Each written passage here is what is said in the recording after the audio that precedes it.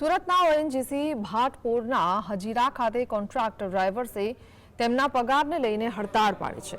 આ હડતાળનું મુખ્ય કારણ કોન્ટ્રાક્ટરો દ્વારા ડ્રાઈવરોને ખૂબ જ ઓછો પગાર આપવામાં આવી રહ્યો છે।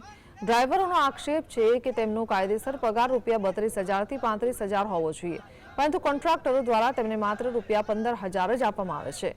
ડ્રાઈવરોએ આરોપ મૂક્યો છે કે કોન્ટ્રાક્ટરો ઓએનજીસી કંપની પાસેથી તેમનો પૂરો પગાર લઈ રહ્યા છે, પરંતુ ડ્રાઈવરોને અડધો પગાર જ આપી રહ્યા છે।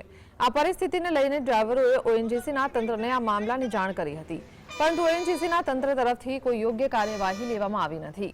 ઓએનજીસીના તંત્રે આ મામલાની જાણકારી હોવા છતાં તેમણે કોન્ટ્રાક્ટરો પર કોઈ કાર્યવાહી કરી નથી, જેના કારણે ડ્રાઈવરોને હડતાળ પાડવાની ફરજ પડી છે।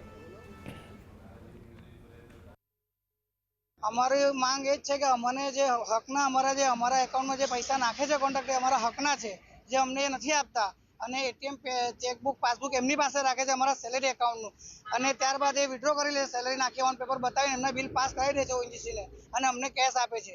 એના વિરુદ્ધ અમારું આ આંદોલન છે અને સરકારશ્રીને અમારી નમ્ર અરજ છે કે અમારી આ માંગ પૂરી કરો।